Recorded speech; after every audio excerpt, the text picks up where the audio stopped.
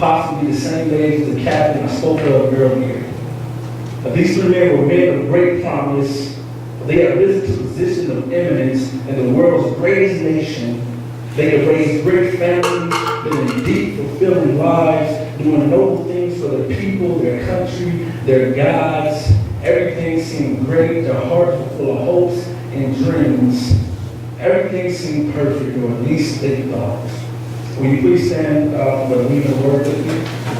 We're going to go to Daniel 3. We're going to read verses 14 through 25. I'll give you a moment to get there.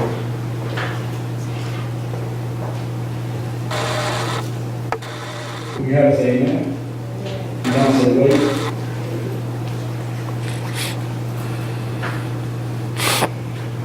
And it reads, and Nebuchadnezzar said to them, is it true, Shadrach, Meshach, and Abednego, that you do not serve my God and worship the image of gold I have set up? Now when you hear the sound of the horn, flute, harp, pipe, and all kinds of music, and you are ready to fall down and worship the image I made, very good. But if you do not worship it, you will be thrown immediately into a blazing fire. Then what God will be able to rescue you from my hand?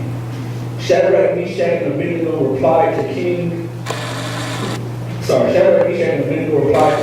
King Nebuchadnezzar, we do not need to defend ourselves before you in this matter. If we are thrown into the blazing furnace, the God we serve is able to deliver us from it, and he will deliver us from your majesty's hand. But even if he does not, we want you to know, your majesty, that we will not serve your gods or worship the image of gold you have set up. Then Nebuchadnezzar was furious with Shadrach, Meshach, and Abednego, and his attitude towards them changed. He ordered the furnace to be heated 7 times hotter than usual, and commanded some of the strongest soldiers of his army to tie up Shadrach, Meshach, and Abednego and throw them into a blazing furnace. So these men, wearing their robes, trousers, turbans, and other clothes, were bound and thrown into a blazing furnace. The king's command was so urgent, and the furnace so hot, that the flames of the fire killed the soldiers who took up Shadrach, Meshach, and Abednego. And these 3 men, firmly tied, fell into the blazing furnace. The king Nebuchadnezzar leapt to his feet in amazement and asked his advisors, weren't there 3 men that were tied up and threw into the fire?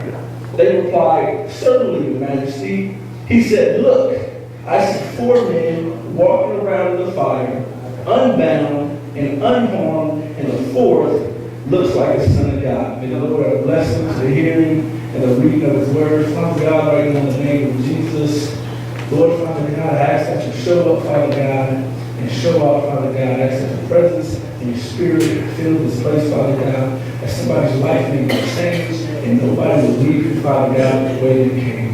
We give you all the praise, the honor, and the glory, Lord God. In your holy, wonderful, and precious name, we pray, Jesus. Amen. Amen. You may be seated.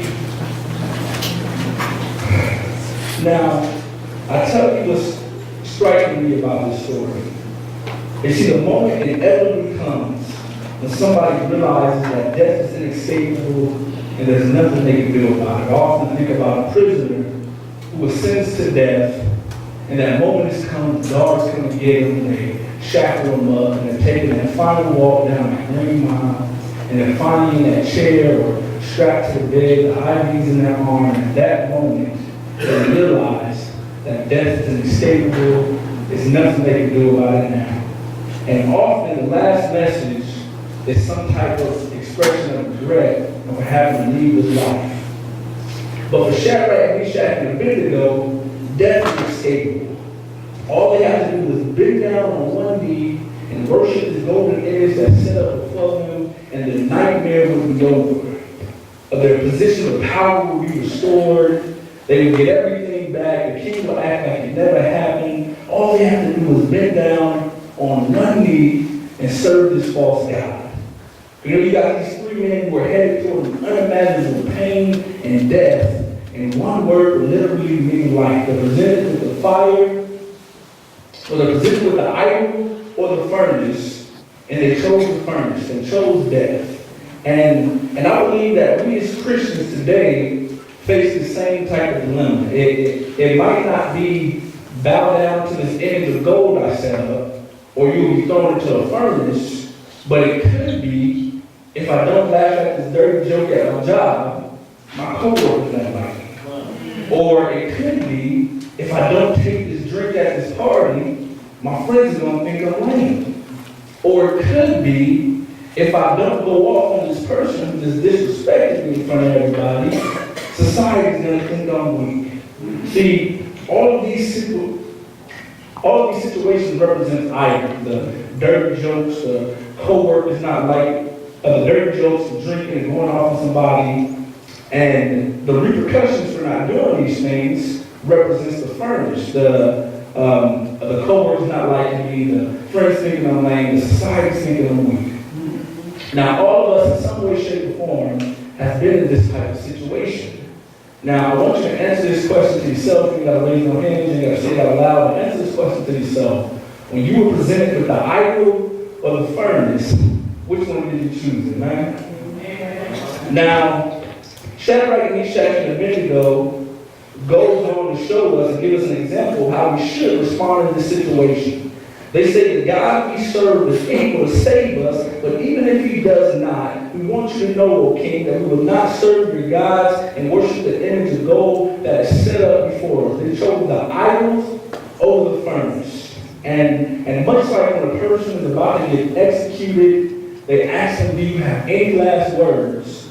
Those look like Shadrach, Meshach, and Abednego's last words. And it sounds similar to what the Russian captain I spoke of earlier said, must not despair. You see, the word despair means the complete absence or loss of hope. So must not lose hope. Amen? Amen. Then, okay, moving on to verse 19, it says, and the Nebuchadnezzar was furious with Shadrach, Meshach, and Abednego, and his attitude towards them changed. Literally, this can be translated, and the expression on his face changed.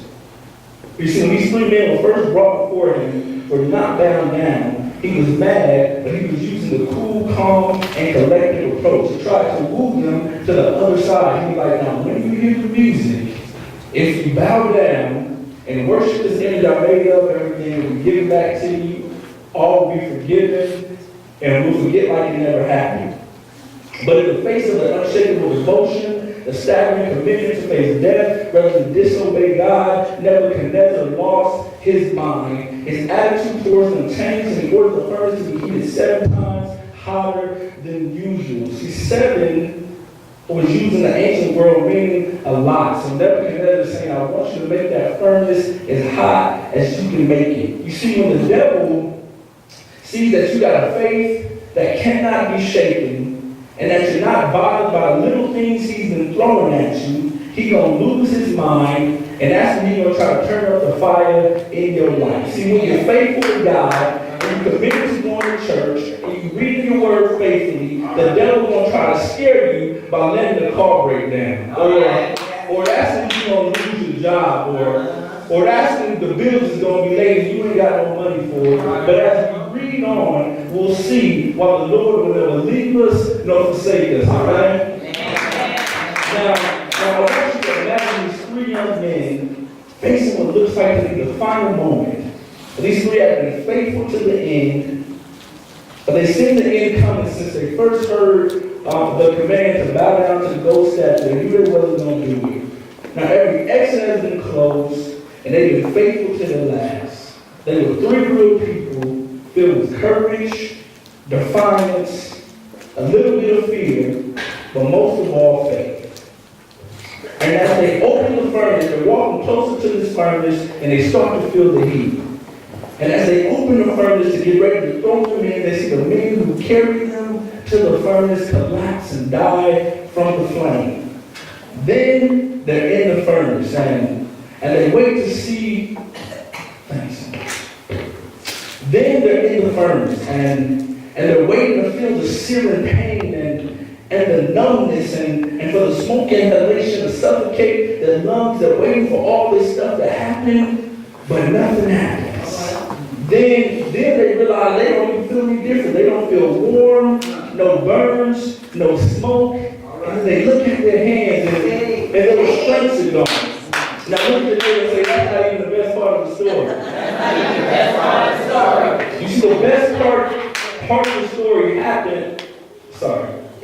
best part is what happens to turn this from a miracle to a divine encounter. Yes. See, verse 24 says, and Nebuchadnezzar leapt to his feet in amazement. One translation has the word trepidation because it indicates an element of fear. He asked his advisors. Now one of the three men was thrown into the fire. And they replied, certainly, O king. He said, look, I see 4 men walking around unbound and unharmed, and the fourth looks like the Son of God. Jesus showed up and had a little meeting right there in the furnace. And I wish I could have been at that meeting. I wonder what they said to each other. I wonder if the fourth man in the furnace told them how proud the Father was of their loyalty, devotion, and love.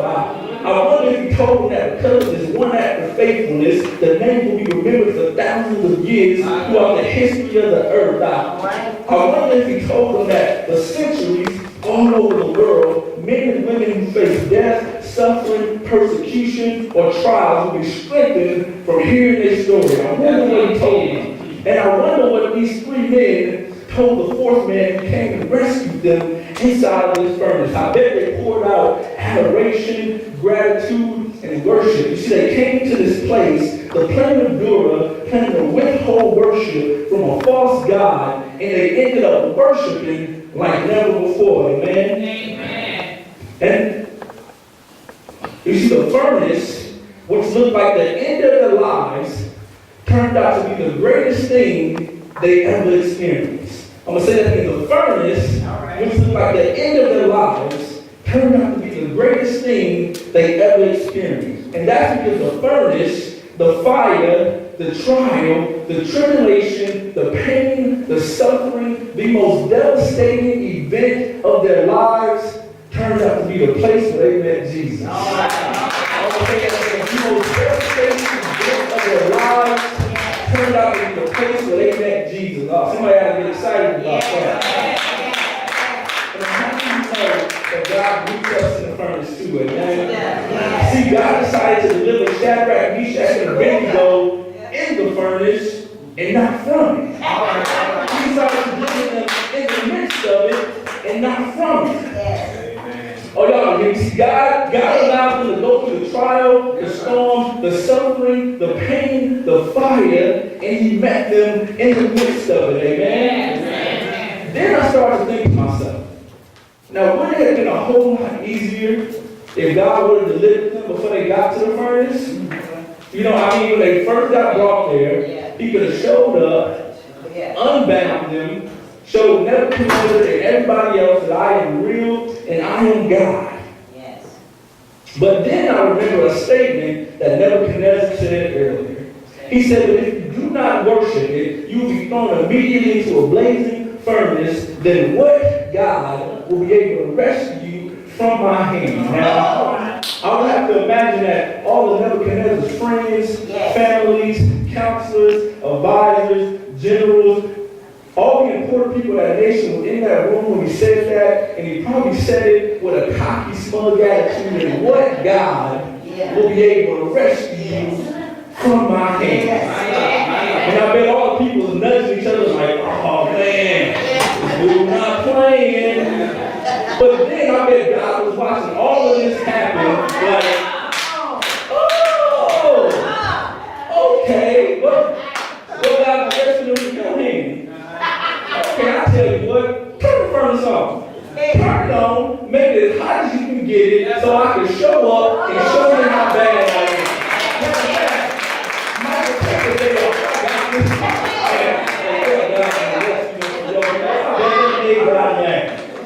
See, my mom used to say to me that God has the power to show you who's God. Now, I think what she meant by that is God has the power to take your trial, take your storm, take your situation, take your mess, and give the glory from it and show them what they able. Now, I look back through the Bible and I see that God could deliver Daniel before he got to the lion's den. He could deliver Shadrach, Meshach, and Abednego before they got to the furnace. He could deliver the people of Israel out of bondage long before he did.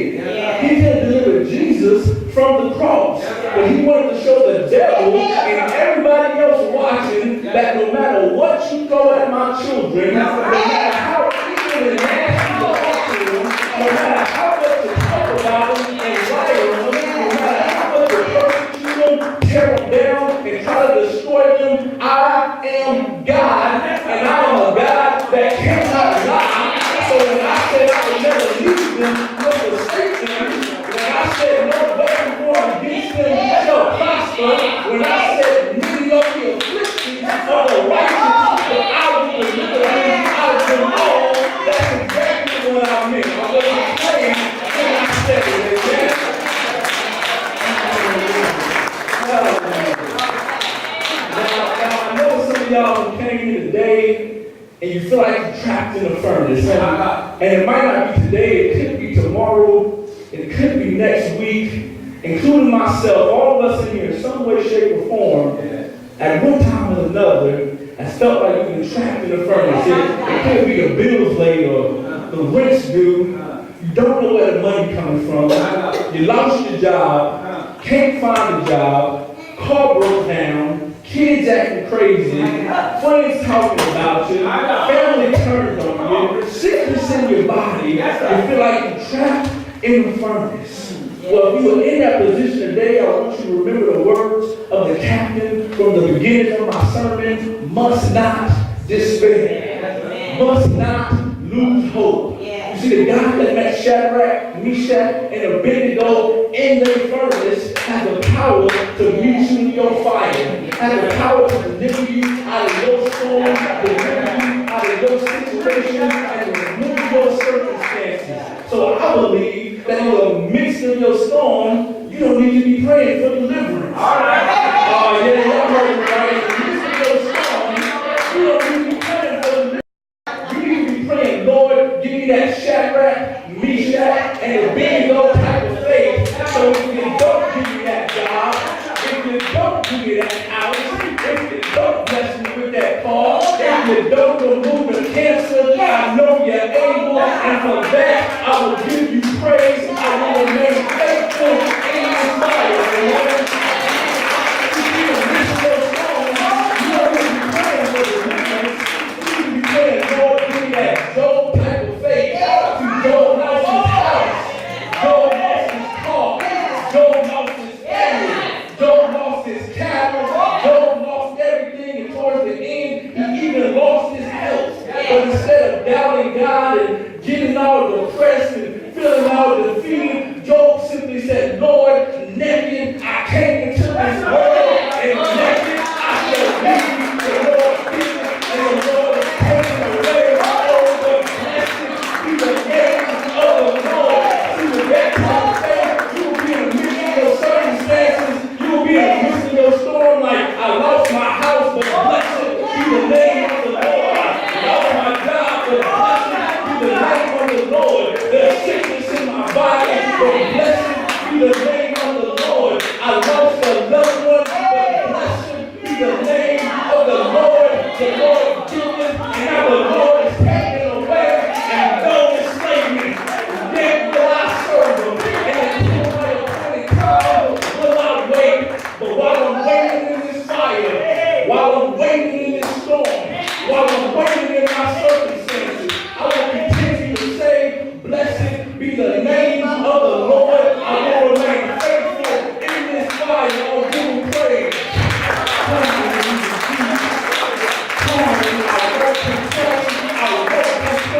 I will remain faithful when I'm happy. I will remain faithful when I'm sad. I will remain faithful with no money. I will remain faithful with no job. I will remain faithful with this cancer and this sickness eating up my body, because the God I serve said he'll never leave me nor forsake me. The God I serve said no weapon formed against me shall prosper. The God I serve said many of the afflictions of the righteous, but he will deliver me out of them all. The God I serve said he will supply all of my needs according to his riches and glory. But I tell you today that even if he doesn't, I know he's able. I know he's able. I know he's able. I look back on my life and all that he brought me through.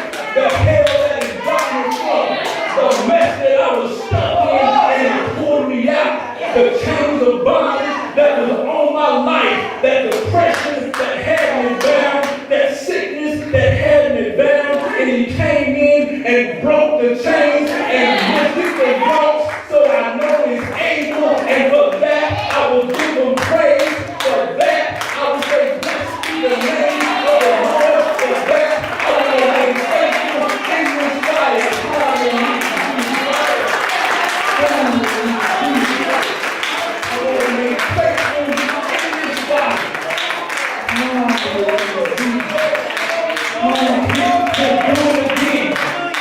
How many know he'll do it again?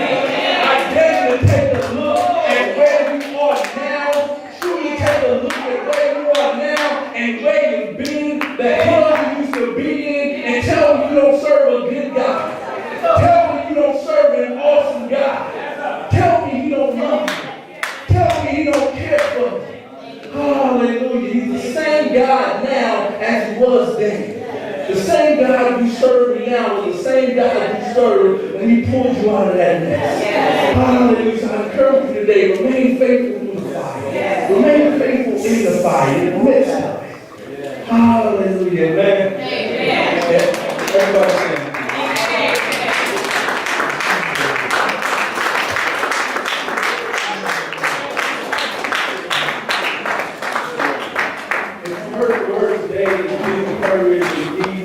Prayer with the faith to be strengthened, or you need prayer in general, or the office open as you come.